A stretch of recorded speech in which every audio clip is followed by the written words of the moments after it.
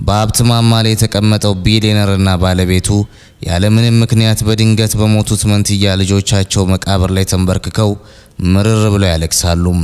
ነገር ግን በመቃብር ስፍራው የነበረውን የለቅሶ ድምጽ አንዲት ድንገት የመጣችና የቆሻሻ ልብስ የለበሰች ሕፃን እንዲህ ስትል አቋረጠችው። ጌታዬ ለምን እዚህ ያለቅሳሉ? ልጆቹ እኮ እዚህ የሉም። ይህ ታሪክ ከመቃብር በላይ ስላለው አስደንጋጭ ሚስጥር፣ ስለ ክፋት ሴራና ፍቅር ስላሸነፈው ታላቅ ተጋድሎ የሚተርክ ነው። እስከ ፍጻሜው አብራችሁ እንድትቆዩ ጋብዛችኋለሁ። ወደ ታሪኩ ከመግባታችን በፊት ግን ይህ ልብ የሚነካ ታሪክ ለብዙዎች እንዲደርስ ቪዲዮውን ላይክ በማድረግ ጀምሩ። ይህንን ታሪክ የትኛው የዓለም ክፍል ሆናችሁ እየተከታተላችሁኝ እንደሆነ በኮሜንት መስጫው ላይ ጻፉልኝ። ስማችሁን ለማየት ጓግቻለሁ። ሁልጊዜም እንደዚህ ያሉ አስተማሪና መሳጭ ታሪኮችም እንዲደርሷችሁ ለቻናሉ አዲስ የሆናችሁ ሰብስክራይብ በማድረግ የደወል ምልክቷን ተጫኑ። አሁን ወደዚህ አስደንጋጭና አስገራሚ ታሪክ እንለፍ። ሰኞ ለአንዳንዶች የአዲስ ሳምንት ተስፋ፣ ለሌሎች ደግሞ የሥራ መጀመሪያ ነው። ለቢሊየነሩ ማርሴሎ ሲልቫ ግን ሰኞ ማለት የሲኦል መግቢያ በር ነው። የሳኦ ፓውሎ ሰማይ በደመና ተጋርዷል። ሞሩምቢ መቃብር ስፍራ ውስጥ የሚሰማው ብቸኛ ድምጽ የነፋሱ ለቅሶ ብቻ ነበር። ማርሴሎ ካለባበሱ እስከ ቁመናው የሀብት ማማ ላይ ያለ ሰው መሆኑ ያስታውቃል። ነገር ግን ዛሬ ትከሻው ዝቅ ብሏል፣ አይኖቹም ብርሃን አጥተዋል። ማርሴሎ በውስጡም ገንዘብ ሁሉንም ነገር ይገዛል አሉኝ። ህንፃዎችን ገነባው፣ ገዛው፣ ከተማውን በስሜ ሞላውት። ግን ዛሬ በዚህ ግራጫ ድንጋይ ፊት ቆሜ 5 ሳንቲም እንደሌለው ድሃ ተሰማኝ። ሚካኤል፣ ገብርኤል፣ አባታችሁ መጣው እኮ። ከጎኑ ባለቤቱ የማንዳ ተንበርክካለች። ለ3 ወራት የፈሰሰው እንባው አልደረቀም። ጥቁር መሸፈኛዋን አጥልቃለች። ነገር ግን ከስሩ የሚታዩት አይኖቿ በሐዘን ደም ለብሰዋል። ከ4 ወራት በፊት የሲልቫ መኖሪያ ቤቱ በደስታ ተሞልቶ ነበር። ሚካኤልና ገብርኤል በመኖሪያ ክፍል ውስጥ መኪናቸውን እያሽከረከሩ ይሮጣሉ። ገብርኤል አባዬ እኝ እኔ ነኝ መጀመሪያ የምደርሰው። ሚካኤል አይ እኔ ነኝ አባዬ እኔ ነኝ ፈጣኑ። ማርሴሎ እየሳቀም ሁለታችሁም ጀግኖች ናችሁ፣ እናታችሁ ምሳ እያዘጋጀች ነው፣ ሄዳችሁ እጃችሁን ታጠቡ። ያ ሁሉ ደስታ በአንድ ሌሊት በረረም። ቅዳሜ ጧት የልጆቹ ሞግዚት በድንጋጤ ስትደውል ማርሴሎ ዓለም የተገለበጠች መሰለው። አልተነሱም፣ ትኩሳት አላቸው አለች። እሁድ ጧት ግን ሐኪሙ ቀዝቃዛውን ቃል ተናገረም። አዝናለሁ፣ አተናቸዋል። አማንዳ በለቅሶ በታነቀ ድምፅ ማርሴሎ አልችልም። ለምንድነው ያልታመሙት? ለምንድነው ያለምንም ምልክት የተለዩን? የሐኪም የነገረን ነገር እውነት አይመስለኝም። በተፈጥሮ ምክንያት እንዴት ለሁለት ጤነኛ ልጆች ምክንያት ይሆናል? ማርሴሎ አማንዳ እባክሽ ራስሽን አታስጨንቂ። እኔም ደጋግሜ ያሰብኩት ግን ያው በመቃብራቸው ፊት ቆመናል። ማርሴሎ እጁን ወደ መቃብሩ ድንጋይ ሰደደም። በድንጋዩ ላይ የተቀረጹትን ስሞች ዳሰሰም። ሚካኤልና ገብርኤል ልብ ውስጥ አንድ ትልቅ ጥያቄ አለም። ለምን ሁሉም ነገር እንዲህ በፍጥነት ሆነም? ሬናታስ የቀድሞ ሚስቱ የልጆቹ መሞት በሰማች ጊዜ የላከችው የአስፈሪ የቪዲዮ መልእክት ምን ማለት ነበር? ማርሴሎም አንድ ሰው እንደሚከታተላቸው ተሰማው። ዙሪያውን ቃኘም። መቃብር ስፍራው ሰው አልነበረበትም። ዞር ብሎ ወደ ባለቤቱ ሊመለስ ሲል ግን ከትልቅ የሳይፕረስ ዛፍ ጀርባም አንዲት ሕፃን ልጅ ቆማ አያት። ማርሴሎ ደነገጠም።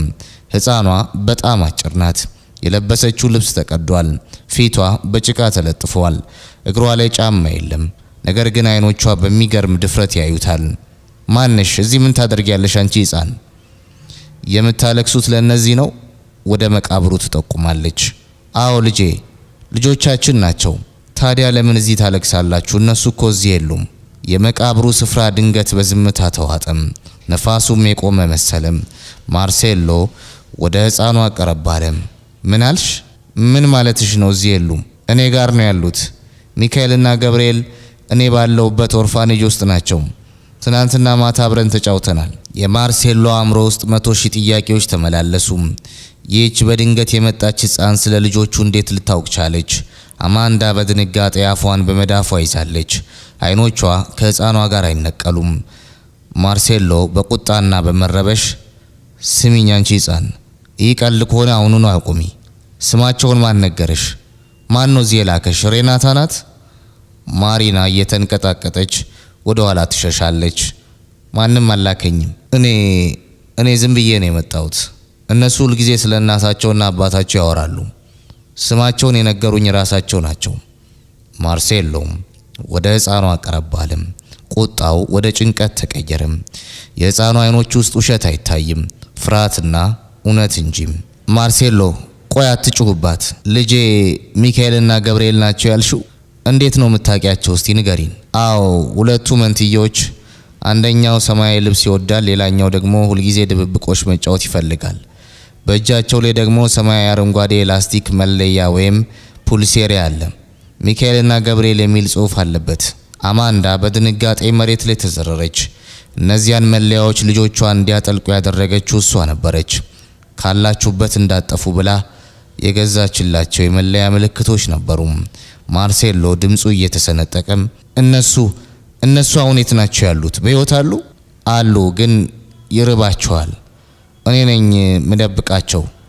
ትላልቆቹ ሰዎች ካዩአቸው ይወስዷቸዋል። እኔ ባለውበት ኦርፋኔጅ ውስጥ ነው ያሉት።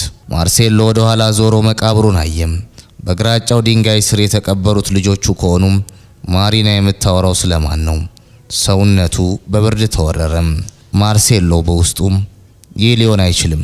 የሞት ምስክር ወረቀት በእጅ አለም። የቀብር ስነ ስርዓቱን እዚሁ ፈጽመናል። ሳጥኑን አይቻለሁ፣ ግን ፊታቸውን አላየሁትም። ዶክተሩ በበሽታ ስለሞቱ ሳጥኑ መከፈት የለበትም ብሎኝ ነበር። እንዴት ሞኞንኩኝ? አማንዳም ማርሴሎን እየጨበጠች ማርሴሎ፣ ልጆቻችን በሕይወት አሉ። ይህች ልጅ መልአክ ናት። መሄድ አለብን። አሁኑን ውሰጂን። ማርሴሎ ወደ መኪናው አመራም። ነገር ግን ማሪና ፈራች። ወደ ውድ መኪናው ለመግባት አመነታች። ማርሴሎ መኪናውን ወደ ዞና ሌስቴ የከተማው ምስራቃዊ ክፍል አዞረው። ማሪና መኪና ውስጥ ሆና በመስኮት ታያለች። እንዲህ ያለ ቅንጦት አይታ አታውቅም። ማርሴሎ ግን ሰዓቱን ያያል። እያንዳንዱ ሰከንድ እንደ አንድ ዓመት እየረዘመበት ነው። ማሪና እዚያ ቦታ ላይ ማን ያለው? ማን ነው ልጆቹን ያመጣቸው? አንድ ነጭ መኪና ነው ያመጣቸው። ሁለት ሰዎች ጥለዋቸው ሄዱ። እዚህ ቆዩ ብሏቸው ጠፉ። ማንም እንዳያያቸው እኔ ነኝ የደበኳቸው። ማርሴሎ ጥርሱን አፏጨም። ነጭ መኪና? ሬናታ ነጭ መኪና እንዳላት ያስታውሳል። የክፋት ደመናው ቀስ እያለ መገለጥ ጀመረ። መኪናው ወደ ድሆች ሰፈር እየገባ ሲሄድ መንገዱ እየጠበበ ቆሻሻውም እየበዛ መጣም። እዚህ ነው አለች ማሪናም። ማርሴሎ ከመኪናው ወረደም። ከፊት ለፊቱ ያለው ሕንጻ ግድግዳው የተሰነጠቀ፣ መስኮቶቹ የተሰበሩና አስፈሪ ነበር። ልጆቹ እዚህ ውስጥ ናቸው? ቢሊየነሩ ማርሴሎ ሲልቫ ወደ ሲኦል ደጃፍ እንደደረሰ ተሰማው። ማርሴሎ መኪናውን አቁሞ ሲወርድ አካባቢው ያለው ሽታ አፍንጫ ይበሳል። የቆሻሻና የፍሳሽ ሽታ ከእርጥበት ጋር ተደባልቋል። አማንዳ ውድ ጫማዎቿ በጭቃ ውስጥ ቢሰምጡም ግድ አልሰጣትም። አይኖቿ ያረፉት ማሪና በጠቆመችው አሮጌ ሕንጻ ላይ ነው። ማርሴሎ በሹክሹክታም አማንዳ ተጠንቀቂ፣ እዚህ አካባቢ ያሉ ሰዎች እኛን በደግ አይን አያዩንም። አማንዳ ምንም አይመስለኝም ማርሴሎ፣ ልጆቼ እዚህ ካሉ ወደ እሳትም ቢሆን እገባለሁ። ማሪና በሕንጻው ጎን ወዳለ ትንሽ በር መራቻቸው። በሩ ዝገት የበላውና ሲከፈት ጭው የሚል ድምጽ የሚያሰማ ነው። ወደ ውስጥ ሲገቡ ጨለማውና የሻጋታ ሽታው ይበልጥ በረታም። ደረጃውን ሲወጡ ደረጃዎቹ ቅልጥ እያሉ ሊሰበሩ ይደርሳሉ። ግድግዳዎቹ ላይ ቀለም ከረገፈ ቆይቷል። ማሪና ዞር ብላ ዝም እንዲሉ በእጇ ምልክት አሳየቻቸው።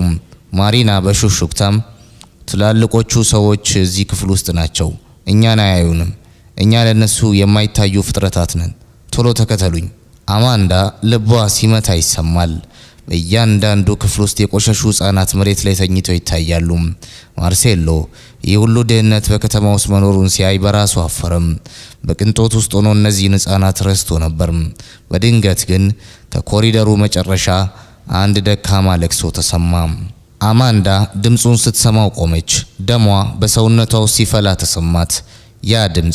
ያ ድምፅ የገብርኤል ነው። ማንም እናት ልጇን በሺ መሃል ትለየዋለች። ማሪና የክፍሉን በር በቀስታ ከፈተችው። ክፍሉ ጠባብና መስኮት የሌለው ነው። መሬት ላይ ጥቂት ብርድ ልብሶች ተነጥፈዋል። በክፍሉ ጥግ ላይ ሁለት ትናንሽ ሕፃናት ተቃቅፈው ተቀምጠዋል። ፊታቸው በጭቃ ተለጥፏል። ልብሳቸው አድፏል። ማርሴሎ፣ ሚካኤል፣ ገብርኤል። ልጆቹ መጀመሪያ በድንጋጤ ደነገጡ። ከማሪና ጀርባ ተደበቁ። ማርሴሎ ግን ተንበርክኮ እጆቹን ዘረጋም። ሚካኤል በጥርጣሬ አባዬ እውነት አንተ ነህ? ማርሴሎ አዎ ልጄ እኔ ነኝ፣ መጥቻለሁ፣ አባታችሁ መጥቷል። ሁለቱም ሕፃናት በአንድ ላይ አባዬ ብለው ጮሁም። ሮጠው ማርሴሎ ላይ ተጠመጠሙ። አማንዳም ተንበርክካ ገብርኤልን አቀፈችው። አራቱም በዚያ በቆሸሸ ወለል ላይ ሆነው ይላቀሳሉ። የ3 ወር ሐዘን፣ የ3 ወር ስቃይ በዚያ አቅፍ ውስጥ መጥለቅ ጀመረ። እማዬ ያቺ ሴት መታ ትወስደናለች ብለን ፈርተን ነበር። ማሪና ናት የደበቀችን። የትኛዋ ሴት ንገሪኝ ልጄ፣ ማን ናት? ጉድ ሽቱ የምትቀባው ሴት ሁልጊዜ መታ ትመለከተናለች፣ ታለቅሳለች፣ ግን ደግሞ ታስፈራናለች። ማርሴሎ የአማንዳን አይን አየም። ሁለቱም ያንኑ ስም አሰቡ። ሬናታም ማርሴሎ በቁጣ እጁን ጨበጠም። እጆቹን ይዞ ለመውጣት ተነሳም። ነገር ግን ማሪና በሩ ጋር ቆማለች። ማርሴሎ ማሪና አንቺም አብረሽ ትመጫለሽ፣ ከዛሬ ጀምሮ ብቻሽን አይደለሽም። ማርሴሎ ሚካኤልን አቀፈም። አማንዳ ደግሞ ገብርኤልን ደረቷ ላይ ያጣበቀችው። ማሪና ከፊት እየመራች በጨለማው ኮሪደር በፍጥነት ተጓዙ። እያንዳንዱ ጥላ ሬናታን ወይም ጓደኞቿን ይመስልባቸዋል። በሩ ጋር ሲደርሱ የንጋቱ ቀዝቃዛ አየር ፊታቸውን መተው። ማርሴሎ ልጆቹን መኪና ውስጥ አስገብቶ በሩን ዘጋም። ማርሴሎ በፍጥነት ማሪና ግቢ ቶሎ በይ። ማሪና በድንጋጤ ቆማ ግን እኔ እዚህ ነው የምኖረው፣ እቃዎቼ። አማንዳ ማሪና እቃሽ ትዝ አይበልሽ፣ ከዛሬ ጀምሮ ህይወትሽ ይቀየራል፣ ግቢ። ማሪና ከመኪናው የኋላ ወንበር ላይ ከልጆቹ ጎን ተቀመጠች። ማርሴሎ መኪናውን አስነስቶ የጎማ ድምጽ እያሰማ በፈጣን ፍጥነት ከአካባቢው ራቅም። በመስታወት ወደ ኋላ ሲያይ አንድ ነጭ መኪና ከማሳደጊያው ጥግ ብቅ ሲል ተመለከተም። መኪናው ወደ ማርሴሎ ቤት እያመራ ነው። በመንገድ ላይ ማሪና ስለ ባለፉት 3 ወራት ማውራት ጀመረች። ድምጿ ገና ሕፃን ቢሆንም የነገረቻቸው ታሪክ ግን የ70 ዓመት ሽማግሌ ሊሸከመው የማይችለው ከባድ ነበር። ማሪናም የመጀመሪያ ቀን ሲመጡ በጣም ይጮሁ ነበር። ያ መኪና ጥሏቸው ሲሄድ የማሳደጊያው ጠባቂዎች ወደ ጨለማው ክፍል ወሰዷቸው። እኔ ግን ቁልፉን ሰረኩና ከፈትኩላቸው። የምበላውን ግማሹን ለነሱ ሰጥ ነበር። አማንዳ እንባ እየተናነቃት አንቺ ታናሽ መልአክ ለምን እንደዚህ ለማድረግ ቻልሽ? ማሪና እኔ ማንም የለኝም፣ እነሱ ግን አባታችን ይመጣል እያሉ ሁልጊዜ ነግሩኝ ነበር። 100 ጊዜ ነው የነገሩኝ። መምጣት ባይቀር ነው ብዬ አመንኩኝ። ማርሴሎ መሪውን አጥብቆ ጨበጠም። ይህች የ8 ዓመት ልጅ በሀብቱ ሊገዛው የማይችለውን ጥበቃ ለልጆቹ አድርጋለች። ማርሴሎ መኪናውን እየነዳ ለግል መርማሪው ደወለም። ድምፁ በንዴት ይንቀጠቀጣል። ካርሎስ የልጆቼን የሞት የምስክር ወረቀት የፈረመውን ዶክተር ክላውዲዮ ሜንዴዝን አሁኑኑ ፈልገው፣ የትም ቢሆን አውጣው። ካርሎስ በስልክ ጌታዬ ገና አሁን ሳጣራ ነበር። ዶክተር ክላውዲዮ ሜንዴዝ የሚባል ሰው በብራዚል የሕክምና ማህበር ውስጥ የለም። ስሙም ሆነ የምዝገባ ቁጥሩ የውሸት ነው። ማርሴሎ በድንጋጤ መኪናውን መንገድ ዳር አቆመ። አማንዳ ቀና ብላ አየችው። ማርሴሎ አማንዳ ልጆቻችን አልሞቱም ብቻ ሳይሆን የቀበርነው ሳጥን ውስጥ የነበረው ሌላ ነገር ነው። ሆን ብለው በሬሳ ሳጥን ውስጥ አሸንጉሊት ወይም ሌላ ነገር አድርገው ነው የሸወዱን። ሁሉም ነገር ተቀነባብሮ ነው። የማርሴሎ ስልክ አበራም። ካልታወቀ ቁጥር የተላከ አጭር መልእክት ነበር። ማርሴሎ ከፈተውና ደነገጠም። ያገኛቸው ይመስልሃል? ግን ገና አልጀመርንም። የወሰድከውን ሁሉ ካልመለስክ የቀበርከው ሳጥን እውነተኛ ይሆናል። ማርሴሎ ምንድን ነው? ማን ነው? ማርሴሎ ስልኩን እየደበቀም ምንም አይደለም፣ ቤት መድረሳችን ነው። ማሪና እዚህ ቤት ውስጥ ማንም አይነካሽም። ሚካኤል፣ ገብርኤል ወደ ቤታችሁ እንኳን በሰላም መጣችሁ። መኪናው ወደ ማርሴሎ ግዙፍ ግቢ ውስጥ ገባም። ነገር ግን ማርሴሎ ያወቀው አንድ እውነት አለም። ሬናታ በቅርብ አለች። ይህ አሁን መጀመሩ ነው። ማርሴሎ አማንዳ ልጆቹን ወደ ግዙፉ ቤታቸው ይዘው ገቡም። ቤቱ እንደ ቤተ መንግስት ሰፊ ቢሆንም አሁን ግን የፍርሃት ጥላ ጥልቶበታል። ልጆቹ ወደ ክፍላቸው ሲገቡ ማሪና ግን ግራ ተጋብታ በሩ ላይ ቆመች። የወለሉ ድምቀት፣ የቻንዲለርስ ብርሃንና የቤቱ ስፋት አስፈራራት። አማንዳ በፍቅር አይዞሽ ማሪና ግቢ፣ ከዛሬ ጀምሮ የቤት ያንቺን ቤት ነው። ማርሴሎ ግን ሰላም አልነበረውም። የጥበቃ ኃላፊውን ጠርቶ ትዕዛዝ መስጠት ጀመረም። ካሁን ጀምሮ ማንም ሰው ወደዚህ ግቢ እንዳይገባ፣ በሮች ሁሉ ይቀለፉ፣ ካሜራዎች በሙሉ በንቃት ይታዩ። ማርሴሎ በቢሮ ተቀምጦ የቀድሞ ሚስቱን የሬናታን ፎቶ አየም።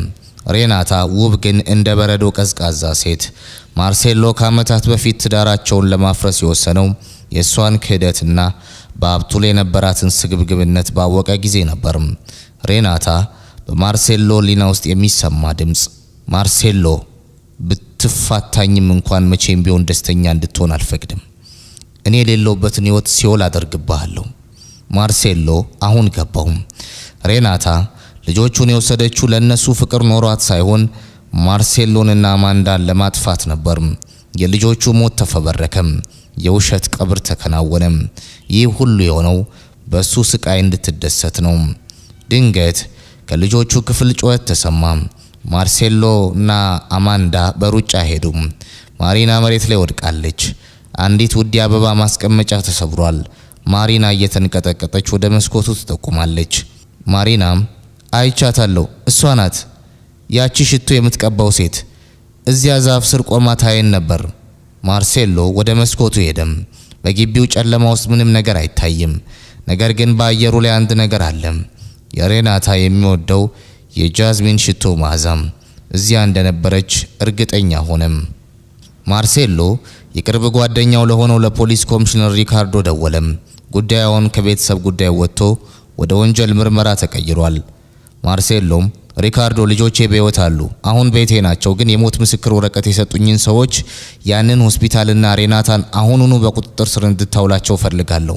ሪካርዶ በስልክ ማርሴሎ ይቀላል አይደለም፣ ሬናታ በጣም ጠንካራ ጠበቃዎች አሏት፣ ማስረጃ ያስፈልገናል፣ ያ የቀበርከው ሳጥን ተቆፍሮ መውጣት አለበት። ማርሴሎ በጥልቅ ተነፈሰም። ልጆቹን ዳግም ላለማጣት ቃል ገብቷል። ነገር ግን ሬናታ ገና የመጨረሻ ካርታዋን አልጣለችም። ሌሊቱ ረጅም ነበር። ማርሴሎ በቢሮ ተቀምጦ ካሜራዎቹን ይከታተላል። አማንዳ ከልጆቹ ጋር ተኝታለች። ልጆቿን ግን ከነሱ ላይ አታነሳም። ማሪና በመሃላቸው ተኝታለች፣ ለዓመታት ካላገኘችው ሰላም ጋር። ነገር ግን ማርሴሎ አያውቅም ነበር ሬናታ በቤት ውስጥ ያለውን እያንዳንዱን እንቅስቃሴ በሌላ ስውር ካሜራ እየተከታተለች መሆኗን። ሬናታ በሹክሹክታ ለብቻዋ ማርሴሎ ልጆቹን በማግኘት ደስተኛ ትመስላለህ፣ ግን ደስታ እንደ ጧት ጤዛ አጭር ነው። ከሌሊቱ 9 ሰዓት ሞሮምቢ መቃብር ስፍራ በፖሊስ ኮሚሽነር ሪካርዶ ትዕዛዝ የመቃብር ቆፋሪዎች ስራቸውን ጀመሩ። ማርሴሎ በጥቁር ኮት ተጠቅልሎ በዝናብ ውስጥ ቆሟል። እያንዳንዱ አካፋ መሬቱን ሲቆፍር ማርሴሎ ልቡ ይቆስላል። ሪካርዶ ማርሴሎ ወደ መኪናው ገብተህ ብትቆይ ይሻላል፣ ይህ ትዕይንት ላይን ይከብዳል። ማርሴሎ አልችልም ሪካርዶ፣ የልጆቼን ሞት የፈበረከውን ሰው ማንነት ለማወቅ ይህንን ማየት አለብኝ። አግኝተነዋል አለ አንደኛው ቆፋሪም። ማርሴሎ ትንፋሹን አቆመም። ሪካርዶ ጓንቱን አጥልቆ ወደ ጉድጓዱ ወረደም። ሪካርዶ የሬሳ ሳጥኑን ክዳን በቀስታ ከፈተው። ማርሴሎ አይኑን ጨፈነም። ነገር ግን የጠበቃው የሞት ሽታ አልመጣም። ይልቁንም ሪካርዶ በድንጋጤ ቆመ። ማርሴሎ ናኢ፣ ይህ የማይታመን ነው።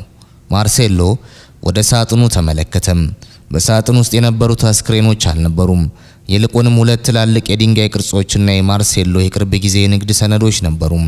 ከሰነዶቹ በላይ ደግሞ አንዲት ትንሽ ፎቶግራፍ ነበረች። የማርሴሎና የአማንዳ ሰርግ ፎቶ በቀይ ቀለም ተዘርዞበታል። ሰነዶቼ? እነዚህ እኮ ከቢሮ የጠፉት ሚስጥራዊ ሰነዶች ናቸው። ሬናታ ልጆቼን ከመስረቋም በላይ ድርጅቴን ልታፈርሰው እየሰራች ነበር። ፖሊሶች ወዲያውኑ ልጆቹ ሞተዋል ወደ ተባለበት ሆስፒታል አመሩም። ነገር ግን ሲደርሱ ሁኔታው ሌላ ነበር። የሆስፒታሉ አስተዳዳሪ ክፍል በእሳት እየነደደ ነበር። ሪካርዶ ማስረጃዎቹን እያጠፏቸው ነው፣ ቶሎ በሉ። ማርሴሎ በጭስ ውስጥ እየሮጠ ወደ ፋይናንስ ክፍሉ ገባም። እዚያም በሬናታ ስም የተፈረመ የባንክ ሰነድ አገኘም። በሚሊዮን የሚቆጠር ገንዘብ ለሆስፒታሉ ዋና ዳይሬክተር ተከፍሏል። ይህ ተራ ጠለፋ ሳይሆን በገንዘብ የታጀበ የመንግስትና የሕክምና ተቋማት ሴራ ነበር። ማርሴሎ ሬናታ ሁሉንም ገዝተዋለች፣ ግን ማሪናን መግዛት አልቻለችም። ማርሴሎ ከመቃብር ስፍራው ወደ ቤቱ ሲመለስ ልቡ በንዴት ይቃጠላል። በሬሳ ሳጥን ውስጥ የተገኙት የንግድ ሰነዶች ሬናታ ልጆቹን ከመስረቅ ባለፈ የንግድ ግዛቱንም ለማፍረስ እንደተነሳች ማረጋገጫ ነበሩ። ወደ ቤቱ ሲገባ ግን ግቢው ባልተለመደ ዝምታ ተውጧል። የማርሴሎ ስልክ ጠራም። የማያውቀው ቁጥር ነው። ሲያነሳው የታየው ምስል ደሙን አቀዘቀዘው። ሬናታ ነበረች። በጣም ውብ ሆና ተኳኩላለች። ነገር ግን አይኖቿ የሰይጣን ይመስላሉ። ሬናታ በስልክ በፌዝ ድምፅ እንዴት ነህ ማርሴሎ? መቃብሩን ወሰድከው? ሰነዶቹን ሳታነባቸው እንዳትቀብር። አየህ አንተ ልጆቼን ወሰድክብኝ ስትል እኔ ግን አንተን የሌለ ሰው አድርጌሃለሁ። አሁን በሕግ ፊት አንተ ድሃ ነህ። ማርሴሎ ሬናታ የት ነሽ? ፖሊሶች በየቦታው እየፈለጉሽ ነው። አሁኑኑ እጅሽን ስጪ። ሬናታ እኔማ ካንተ በጣም ቅርብ ነኝ ማርሴሎ፣ በጣም ቅርብ። ድንገት የቤቱ መብራት ጠፋም። ግዙፉ መኖሪያ ቤት በጨለማ ተዋጠም። ማርሴሎ በድንጋጤ ወደ ልጆቹ ክፍል ሮጠም። አማንዳ ልጆቹን ይዘሽ ውጪ ብሎ ጮኸም። ነገር ግን ከመኝታ ቤቱ የሚሰማው የጥበቃ ሰራተኞች ጩኸትና የመስታወት መሰበር ድምጽ ነበር። ማርሴሎ ክፍሉ ሲደርስ አማንዳ መሬት ላይ ወድቃለች። ማሪና፣ ሚካኤልና ገብርኤል ግን በክፍሉ ውስጥ የሉም። መስኮቱ ተከፍቷል። በዝናብ ውስጥ አንድ ጥቁር መኪና ሲከፈት ታየም። ሬናታ በገንዘብ የገዛቻቸው የጥበቃ ሰራተኞች ከውስጥ ሆነው በሩን ከፍተውታል። አማንዳ ራሷን ስታ ነበር። ስትነቃ በእጇ አንድ ነገር ጨብጣ ነበር። ወርቃማ ብሩሽ አርኤም የሚል ፊደል የተቀረጸበት። ሬናታ በጠለፋ ወቅት ሆን ብላ ጥላው የሄደችው ምልክት ነው። አማንዳ ማርሴሎ ልጆቹን ወሰዷቸው። ማሪናም አብራቸው ናት። ያቺ ሴት መታ ነበር። በጨለማ ውስጥ አይቻታለሁ። ማርሴሎ አይዞሽ አማንዳ፣ በዚህ ጊዜ የትም አታመልጥም። የሬሳ ሳጥን ውስጥ የነበሩት ሰነዶች የት መሄድ እንደምትችል ፍንጭ ሰጥተውናል። ማርሴሎ ኮሚሽነር ሪካርዶ በዝናብ ውስጥ እየተበረገገ ወደ ከተማው ዳርቻ አመሩ። ሬናታ በስሟ የገዛችው ግን ለማንም ያልተናገረችው አንድ አሮጌ የጨርቃ ጨርቅ ፋብሪካ አለ። ሰነዶቹ ላይ የተገኘው አድራሻ ወደዚህ ያመራል። ማርሴሎ ሪካርዶ በዚህ ጊዜ በህይወት አላጠፋትም ብዬ እፈራለሁ። ሪካርዶ ተረጋጋ ማርሴሎ፣ ልጆቹን ማዳን ነው ቀዳሚው ተግባራችን። መኪናው ከአሮጌው ፋብሪካ ፊት ለፊት ቆመ። በሩ ላይ ያ ነጭ መኪና ቆሟል። ከውስጥ የልጆች ለቅሶ ይሰማል። ማርሴሎ ሽጉጡን አውጥቶ በሩን በርግዶ ገባም። ማርሴሎ ሬናታን ፊት ለፊት ሊጋፈጣት ነው። ልጆቹንና ማሪናን በሰላም ማውጣት ይችላል ወይስ ሬናታ ሌላ ገዳይ ወጥመድ አዘጋጅታለች? እንቀጥል። ፋብሪካው ለዘመናት የተረሳ ይመስላል። በውስጡ ያሉት ግዙፍ ማሽኖች እንደ አስፈሪ አጋንንት በጨለማ ውስጥ ተገትረዋል። ማርሴሎና ሪካርዶ በዝምታ ወደ ውስጥ ገቡ። የእያንዳንዱ እርምጃ ድምፅ በህንፃ ውስጥ ያስተጋባል። በድንገት ከላይኛው ፎቅ አንድ ድምፅ ተሰማም፣ የብረት መዝጊያ ሲንቀሳቀስ። ማርሴሎ በሹክሹክታም እዚህ አሉ፣ ይሰማኛል። ሪካርዶ ተጠንቀቅ ማርሴሎ፣ ሬናታ ብቻዋን አይደለችም፣ የገዛቻቸው የታጠቁ ሰዎች አሏት። ማርሴሎ ወደፊት ቀጠለም። በፋብሪካው ወለል ላይ የልጆች ጫማ አየም። የገብርኤል ጫማ ነበር። ልቡ በንዴትና በፍርሃት ይመታ ጀመር። በአንድ ጠባብ ክፍል ውስጥ ሚካኤልና ገብርኤል እርስ በርሳቸው ተቃቅፈው ይንቀጠቀጣሉ። እጆቻቸው ታስረዋል። ማሪና ግን የታሰረችበትን ገመድ በአሮጌ የብረት ቁርጥራጭ ለመቁረጥ እየታገለች ነው። ማሪና በሹክሹክታም አይዟችሁ፣ አታልቅሱ፣ አባታችሁ ይመጣል፣ እኔ አውቀዋለሁ፣ እሱ ፈጽሞ አይተውንም። ሚካኤል ማሪና ያቺ ሴት በጣም ትጮዋለች፣ ትገድለን ይሆን? ማሪና ገመዱን በጥሳ ጨረሰች። ልጆቹን ልታላቅቅ ስትል ግን በሩ በኃይል ተከፈተም። አንድ ጥቁር ጭንብል የለበሰ ሰው ወደ ውስጥ ገባም። በእጁ ረዥም ቢላ ይዟል። ማርሴሎ ወደ ሰፊው አዳራሽ ሲገባ መብራቶቹ በድንገት በሩም። በመሃል ላይ ሬናታ በአንድ ወንበር ላይ ተቀምጣለች። በእጇ የወይን ብርጭቆ ይዛለች። ከኋላዋ ያ ጭንብል የለበሰ ሰው ማሪናንና ልጆቹን እያስፈራራ ይዟቸዋል። ሬናታ እንኳን በሰላም መጣ ማርሴሎ፣ ልክ በሳቱ ደረስክ። ልጆቻችንን እንደገና ልትቀብራቸው ነው የመጣው? ማርሴሎ ሬናታ አቁሚ፣ ይህ ላንቺም አይበጅሽም። ልጆቹን ልቀቂያቸውና እኔን የፈለግሽውን አድርጊኝ። ሬናታ በመሳቅ አንተማ ቀድመ ሞታል፣ በሕግ ፊት፣ በገንዘብ ፊት፣ በሁሉም ነገር። አሁን የቀረኝ አንተን ስቃይ እስከ መጨረሻው ማየት ብቻ ነው። ሬናታ የሳይረኑን ድምፅ ስትሰማ ፊቷ ተለወጠም። ከዳኝ ማርሴሎ፣ ፖሊስ ይዘህ መጣ ብላ ጮኸች። ጭንብል የለበሰውን ሰው በምልክት አዘዘችው። ሰውየው ቢላውን ወደ ማሪና አንገት አስጠጋም። ማርሴሎ አትሳሳች ሬናታ፣ አንድ እርምጃ ብትራመጂ ትጠፊያለሽ። ማርሴሎ ሽጉጡን ወደ ሬናታ አነጣጠረም። ልጆቹ አባዬ ብለው ሲጮው የፋብሪካው ጣራ አስተጋባም። በዚያ ሰከንድ ውስጥ ሬናታ በንዴት እብድ ሆና ጠርሙሱን መሬት ላይ ሰበረችው። ፍልሚያው ሊጀምር ነው። ማርሴሎ በልጆቹ ሕይወትና በሬናታ በቀል መካከል ቆሟል። ያ ጭንብል የለበሰው ሰው ማን ነው? ሪካርዶና ቡድኑ በጊዜ ሊደርሱ ይችላሉ? እንቀጥል። በአሮጌው ፋብሪካ ውስጥ ያለው አየር በውጥረት ተሞልቷል። ሬናታ በንዴት እየተቃጠለች ወደ ማርሴሎ ተጠጋች። ያ ጭንብል የለበሰ ሰው ቢላውን በማሪና አንገት ላይ ይበልጥ አስጠግቶታል። የማሪና አይኖች በፍርሃት ቢሞሉም ለቅሷን ግን ዋጥ አድርጋ ልጆቹን በእጆቿ አጥብቃ ይዛለች። ሬናታም ማርሴሎ ለምን ሁልጊዜ የጀግና ሚና መጫወት ትፈልጋለህ? አንተ እኮ ለልጆቹ ሞት ተጠያቂው ራስህ ነህ። ለኔ ጊዜ ቢኖር ኖሮ ይህ ሁሉ አይሆንም ነበር። ማርሴሎም ሬናታ አእምሮሽን አተሻል። ይህ ፍቅር አይደለም፣ ይህ በሽታ ነው። ልጆቹን ልቀቂያቸው አሁኑ ነው። በድንገት ከበሩ በኩል ኮሚሽነር ሪካርዶና ፖሊሶቹ በርግደው ገቡ። እጅ ወደ ላይ የሚል ድምፅ አዳራሹን ሞላው። ፖሊሶቹ ሲገቡ ያ ጭንብል የለበሰ ሰው ደነገጠ። ማሪና ይህንን አጋጣሚ ተጠቅማ በኃይል እጁን ነከሰችው። ሰውየው በህመም ሲጮህ ማሪና ልጆቹን ይዛ ወደ ጎን ትንከባለላለች። ሬናታ በጩኸት ተኩስ፣ ግደላቸው! ነገር ግን ጭንብል የለበሰው ሰው ሊተኩስ ሲል ከኋላው ያልተጠበቀ ሰው መጣ። የማሳደጊያው ጠባቂ የነበረውና በጸጸት ተሞልቶ ፖሊሶችን የመራው ሰውዬ ጭንብል የለበሰው ሰው በብረት መታው። ሰውየው መሬት ላይ ሲወድቅ ጭንብሉ ተገፈፈ። ማርሴሎ በድንጋጤ አንተ ዶክተር ክላውዲዮ፣ የልጄን የሞት ወረቀት የፈረምከው አንተ ነህ? ዶክተሩ አልነበረም። ይልቁንም የሬናታ የግል አሽከርና ሚስጥረኛዋ ነበር። ሴራው ሁሉ በአንድ ላይ ተገጣጠመ። ሬናታ መሸሸጊያ እንደሌላ ታወቀች። ብርጭቆዋን መሬት ላይ ወርውራ ሰበረችው። ወደ መስኮቱ ልትሮጥ ስትል ሪካርዶ ያዛት። አበቃ ሬናታ ሞይራ፣ ላደረግሽው እያንዳንዱ ጥፋት ዋጋ የምትከፊበት ጊዜ ደርሷል። ሬናታ እየተፍገመገመች ትልቅ ስህተት ነው የሰራው ማርሴሎ። የኔ ጠበቃዎች በነፃ ያወጡኛል። ገንዘቤ ካንተ ይበልጣል። ማርሴሎ ወደ እሷ ቀርቦ ገንዘብሽ ሕይወት ሊገዛ አይችልም። አንቺ የቀበርሽው የልጆቼን አስክሬን ሳይሆን የራስሽን ነፃነት ነው። ማርሴሎ ሮጦ ልጆቹን አቀፋቸው። ማሪናም እዚያው መሬት ላይ ተቀምጣ ትንፋሿን ትሰበስባለች። አማንዳም በዚያው ቅጽበት በፖሊስ መኪና ደረሰች። ከመኪናው ወርዳ ወደ ልጆቿ ስትሮጥ የታየው ትዕይንት የመላእክትን ዳግም መገናኘት ይመስል ነበር።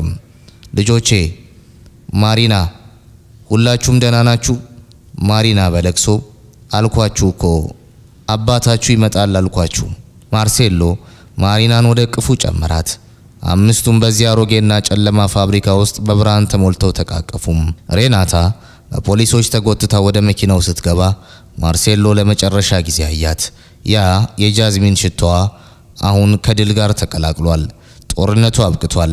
ነገር ግን የሕግ ፍልሚያውና የልጆቹ የስነ ልቦና ጠባሳ እንዴት ይፈወሳል? ማሪናስ የዚህ ቤተሰብ አባል ትሆን ይሆን? እንቀጥል። ያ አስፈሪ ሌሊት አልፎ ንጋት ተተካም። ሚካኤል፣ ገብርኤልና ማሪና በከተማው በታወቀ የግል ሆስፒታል ውስጥ የሕክምና ክትትል እያደረጉ ነው። ማርሴሎና አማንዳ ከልጆቹ አልጋ አጠገብ ለደቂቃ እንኳን አይለዩም። ልጆቹ የአካል ጉዳት ባይደርስባቸውም በአይኖቻቸው ውስጥ ያለው ድንጋጤ ግን ገና አልለቀቃቸውም። ገብርኤል በእንቅልፉ መሃል ወይም በእንቅልፍ ልቡ ማሪና ቲጂ ደብቂን። አማንዳ እጁን እየዳበሰች አይዞ ልጄ፣ ማሪና እዚሁ አለች፣ ማንም አይመጣም፣ አሁን ሰላም ነው። ማርሴሎ በመስኮት በኩል ወደ ውጭ እያየ ነው። በከተማው ጋዜጦች ላይ የቢሊዮነሩ ልጆች ከሞት ተነሱ የሚል ዜና በሰፊ እየተወራ ነው። ነገር ግን ለማርሴሎ ዋናው ነገር ዜናው ሳይሆን ፍትህ ነው። በፖሊስ ጣቢያ ውስጥ ሬናታና አሽከሯ የሐሰት ዶክተሩ በተለያዩ ክፍሎች ምርመራ እየተደረገባቸው ነው። ሬናታውንም በትዕቢት ተሞልታለች። ሬናታ በምርመራ ክፍል ውስጥ ምንም ማስረጃ የላችሁም፣ ያ ብሮሽ ቢገኝ ምን ማለት ነው? የትም ሊወድቅ ይችላል። ልጆቹን እኔ ጠለፍኳቸው የሚል ምስክር የላችሁም። ሪካርዶ ኮሚሽነሩም ተሳስተሻል ሬናታ፣ አሽከርሽ ሁሉንም ነገር ተናግሯል። አንቺ እንዴት ገንዘብ እንደከፈልሽው፣ ሆስፒታሉን እንዴት እንዳታለልሽውና ልጆቹን የት እንደደበቅሻቸው በዝርዝር ቃሉን ሰጥቷል። ሬናታም ፊቷ በድንጋጤ ተለወጠም። ለዓመታት የገነባችው የጥፋት ግንብ ሲናድ ታወቃት። ሪካርዶ ሌላ ሰነድ ጠረጴዛው ላይ ያስቀመጠም። ይህ ሰነድ ማርሴሎ በመቃብር ውስጥ ያገኘው የንግድ ሚስጥር ነበር።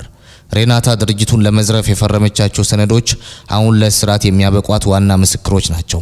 ማሪና በሕይወቷ ለመጀመሪያ ጊዜ ንጹህ ልብስ ለበሰች። አማንዳ የገዛችላት ሮዝ ልብስና አዲስ ጫማ አድርጋ መስታወት ፊት ቆማለች። ራሷን መለየት አቃታት።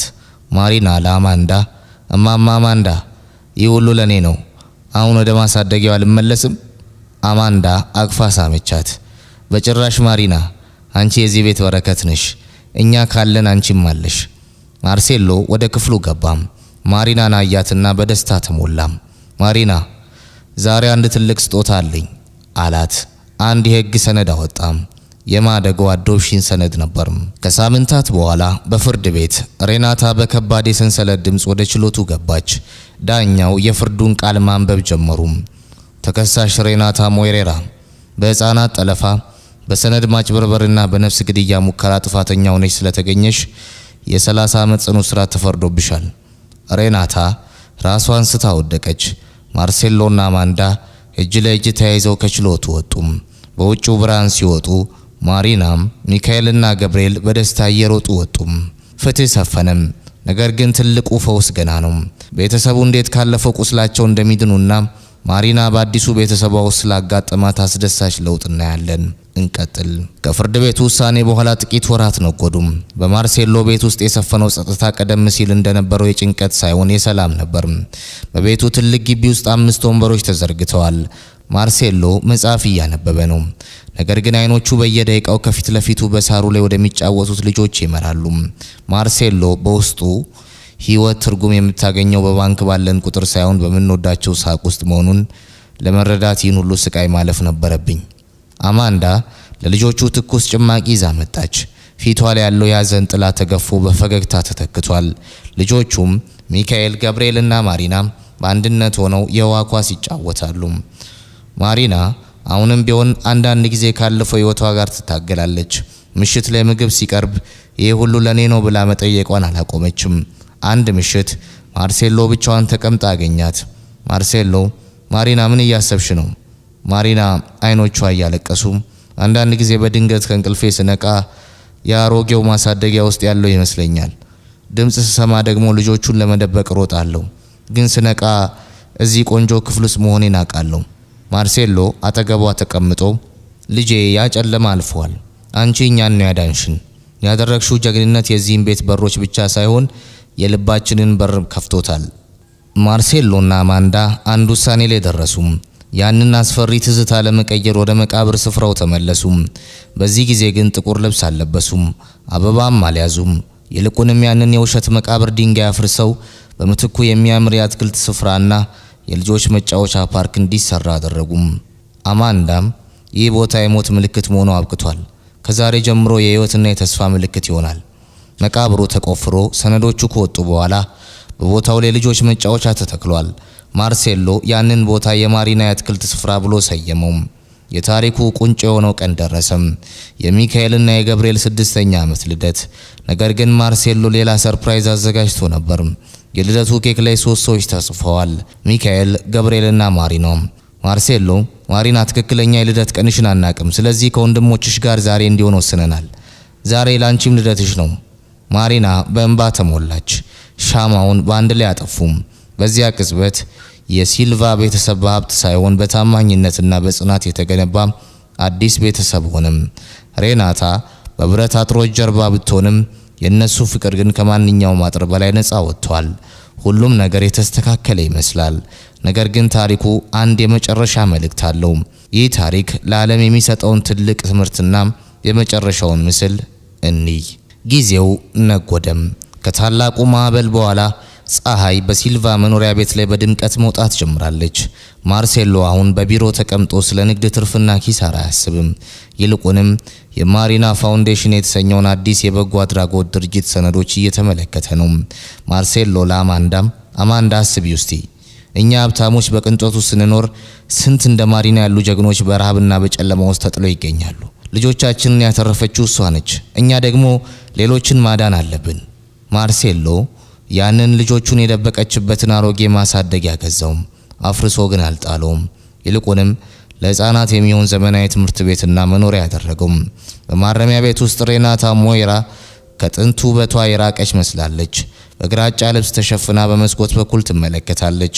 ማርሴሎ ለመጨረሻ ጊዜ ሊያያት መጣም። ሬናታ በዝቅተኛ ድምፅ አሁንም ልታሾፍብኝ መጣ? ማርሴሎ ልጆቹን አግኝተሃል? ምን ትፈልጋለህ? ላሾፍብሽ ሳይሆን ይቅር ልልሽ ነው የመጣሁት ሬናታ። ጥላቻሽ አንቺን እዚህ ቤት ውስጥ ዘግቶሻል፣ እኛን ግን ነፃ አውጥቶናል። ልጆቼ ስላንቺ ሲጠይቁኝ ተሳስታ ነበር ብቻ ነው ምላቸው። በሰላም ኑሪ። ማርሴሎ ዞር ብሎ ሲወጣ ሬናታ ለመጀመሪያ ጊዜ ስቅስቅ ብላ አለቀሰች። የገነባቸው የጥፋት ግንብ የራሷ መቃብር ሆኖ ቀርቷል። ማርሴሎ ወደ ቤቱ ተመለሰም። ማሪና አሁን በትምህርቷ ጎበዝ ተማሪ ሆናለች። ሚካኤልና ገብርኤል ደግሞ እንደ ስማቸው መላእክት ሆነው አድገዋል። ማሪናም አባዬ አንድ ጥያቄ ልጠይቅ፣ ለምንድን ነው ያኔ መቃብር ቦታ ላይ ስትቆም እዚህ የሉም ስለ ያመንከኝ? ማርሴሎ ፈገግ ብሎ ምክንያቱም ልጄ እውነት በአይን ሳይሆን በልብ ነው የምትታወቀው። አንቺ መተሽ ስትነግሪኝ ነፍሴ እውነት ነው ብላኝ ነበር። ታሪኩ እዚህ ላይ ያበቃል። ነገር ግን መልእክቱ ሁልጊዜ ይኖራል። ማርሴሎ ሲልቫ የተማረው ትልቁ ትምህርት ይህ ነው። አንዳንዴ ሕይወታችንን የሚታደጉ መላእክት ክንፍ የላቸውም። በመኪና አይመጡም፣ ወርቅና አልማዝ አይለብሱም። ይልቁንም በእግራቸው የሚሄዱ የተቀደደ ልብስ የሚለብሱ ግን ደግሞ ከዓለም የሚበልጥ ንጹህ ልብ ያላቸው ናቸው። ማርሴሎ ስሜ ማርሴሎ ሲልቫ ይባላል። አንድ ጊዜ ልጆቼን አጥቼ ነበር። አሁን ግን 3 ልጆች አሉኝ። ሕይወት ከመቃብር በላይ የቀጠለችው በአንዲት ሕፃን ድፍረት ነው። ይህ ከሞት የታደገው ምስጢር የተሰኘው ታሪክ እዚህ ጋር ያበቃል። ስለ ተከታተላችሁኝ አመሰግናለሁ።